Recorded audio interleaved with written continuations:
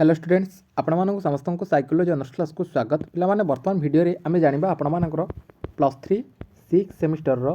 project paper विषय रे project paper रो declaration जो आपण मानकर रहिबो से विषय रे जानिबा पूर्वरु आमे फ्रंट पेज विषय रे जानिछे तापरे गतकाली आपण मानकु सर्टिफिकेट विषय रे मध्ये कहिथिली एवं आज आमे डिक्लेरेशन विषय रे जानिबा डिक्लेरेशन कोठी हमरो रहिबो ई पेजटा कोठी रहिबो एवं ये कौन लिखा केमिति तैयारी करवा सबकि डिटेल्स आपको कहि तापूर्व आपको कही रखे जो मैंने चैनल को न कर चैनल को सब्सक्राइब कर दिंतु पाखे थी नोटिफिकेशन बटन को ऑल रे सेट कर दिंतु जहाँद्वारा कि जिते ए टाइप किसी इंपोर्टेंट अपडेट्स देवी सर्वप्रथम नोटिफिकेशन आपण पाखे पहुँची पार वीडियो मोस्ट इंपोर्टेंस +3 6 सेमिस्टर थी समस्त छात्र छात्री मानक हाँ ये आपण गोटे कथा कहूँ चाहिए कि आपड़ी 6 semester core paper 13 core paper 14 DSC paper 3 रो किसी भी नोट आपण मैंने करने को चाहते डिटेल्स आपण मानकर नोट पूरा कम्प्लीटली ओडिया रे पूरा नोट आपण मानकर रही आपण मैंने प्लेलिस्ट को जाकि चेक करेंगे +3 6 सेमिस्टर आपण मानकर core paper 13 core paper 14 DSC paper 3 रो नोट पूरा कम्प्लीटली ओडिया नोट रही आपण मैंने जो मैंने मेंबरशिप नहीं नहांती आरएस महाप्याक आपर गोटे मेंबरशिप रही आपण मैंने से जॉइन हो ठीक अच्छे आरएस मेंबर आमर गोटे रही से आपने जॉइन हो आरएस महाप्याक मेंबरशिप से आपने जॉइन हो गला आपने से सब नोट गुड़िक करेंगे ठीक अच्छे मेंबरशिप नापी कहार की बाध्य करा जो मैंने चाहिए से मेंबरशिप नहीं पारे जो मैंने आपने 5th सेमिस्टर रे मेंबरशिप नहीं मुझे निहाती भाव से माने सजेस्ट करी कि आपने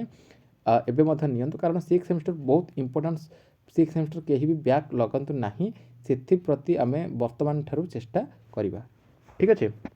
वीडियो को सब सांगसाथी मान पाखु शेयर करदेव जो मैंने आपंकर सांगसाथी रही अलग ऑनर्स हो अलग स्ट्रीम सांगसाथी जी भी अच्छे समस्त पाखु शेयर करदेवी ठीक अच्छे देखो प्रथम कथा हूँ आमर कौन केमी तैयारी करवा आम WPS ऑफिस को जीवा कि आमर जदि लैपटॉप कंप्यूटर रही ताहले आम से कौन MS वर्ड को ओपन करवा है MS वर्ड को ओपन कर सारा पर आम कौन करवा प्रथम ये बॉर्डर तैयारी करवा को बॉर्डर ये जो आपने बॉर्डरटा देखुं ये जो बॉर्डरटा है ये बॉर्डरटा कौट आने मुझे पूर्व जमी कही गूगल को जाकि आपने सर्च करेंगे बॉर्डर प्रोजेक्टर बॉर्डर सर्च कर सारे जो गोटे बॉर्डरटा आपने देदेवे बॉर्डर दे सारा पर आपर ये जो डिक्लेरेशन लिखाई ये भाव में आपमती डिक्लेरेशन लिखे डिक्लेरेशन देखिए हेडिंग देदेवे यहाँ आपर A4 साइज पेपर रे हम यहाँ आपर जेरक्स पेपर रे हम है कौन सी photo paper glossy paper oil paper जो आम कहते से हम ना ठीक अच्छे किंतु आपण मैंने निज निजर कॉलेज रे निज निजर सार मैडम HOD जो मैंने अच्छे से टे माने परमिशन आणवे कि से माने कोटा एक्सेप्ट करुँच है किसी किसी कॉलेज रे एटा आपण मानकर जेरक्स पेपर रे दिया जाउची किसी किसी कॉलेज रे जेरक्स पेपर रे दिया जाउची किंतु एटा को कलर करके दिया जाउची आ किसी कॉलेज रे A4 साइज पेपर रे दिया जाउची बट सेटा आपण मानकर ग्लॉसी पेपर बा ऑयल पेपर जो हम कहचे सेइथरे दिया जाउची हैला आ सेइथरे एमती ब्लैक एंड व्हाइट करके दिया जाउची सेइथरे मते कलर करके दिया जाउची ठीक अछि केवल कोन लेखाटा कोन रहयो म आपण मानक कहि दोछि बस आपणकर कॉलेज रे जोटा एक्सेप्ट करूछंती से अनुसार आपण माने करके देबे ठीक अछि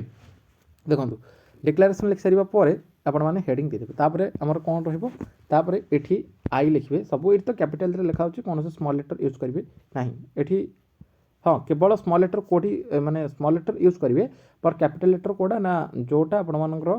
टे माने बोल्ड करेंगे है से गुड़ कैपिटल लेटर रहा इंपोर्टेंस जिन गुड़ाक ये आई लिखिक कमा देवे कमा दे सारे निजर ना लिखे है निजर ना लिखिकी पुणी आउ थे कमा देवे तापर कौन लिखा ना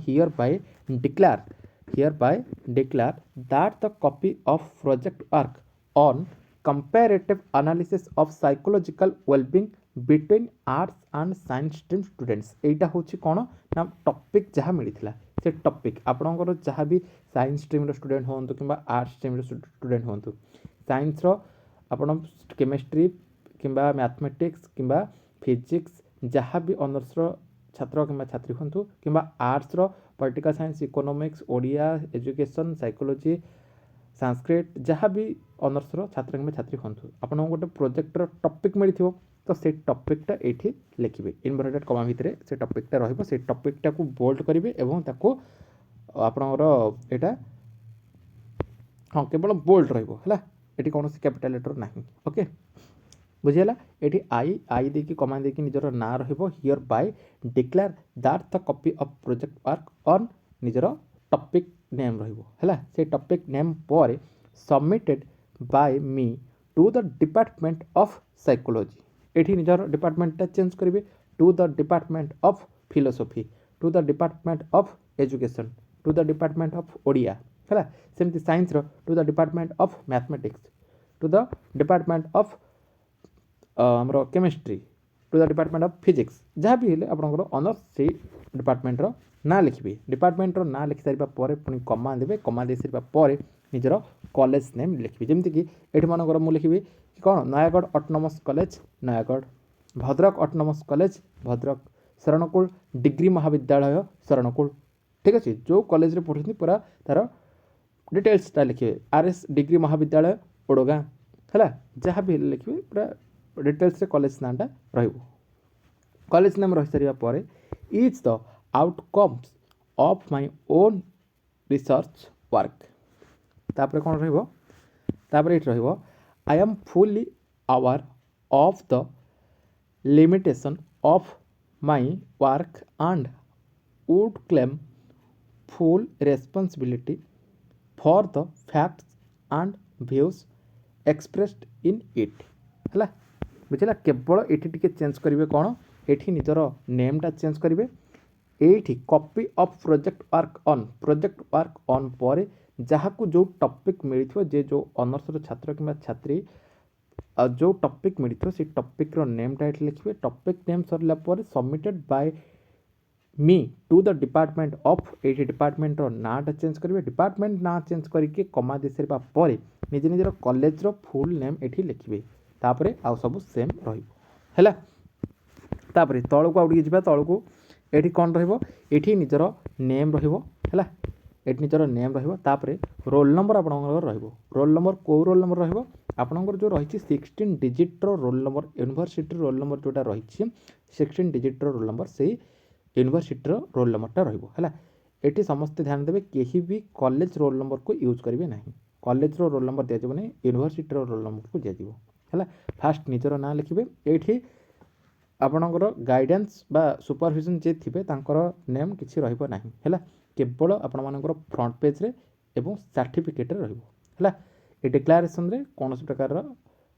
माने जी भी गाइडेंस थे ना रहा केवल आपणकर ना आपणकर रोल नंबर रहा तो ये फास्ट निजर ना लिखे तापर रोल नंबर रे निजर 16 डिजिट जो रोल नंबर थो से रोल नंबर को लिखे तापर +3 थर्ड ईयर आर्ट्स एटा टिके चेंज करेंगे +3 थर्ड ईयर जदि आर्ट्स स्टूडेंट होते आर्ट्स जदि साइंस स्ट्रीम स्टूडेंट होते कौन +3 थर्ड ईयर साइंस है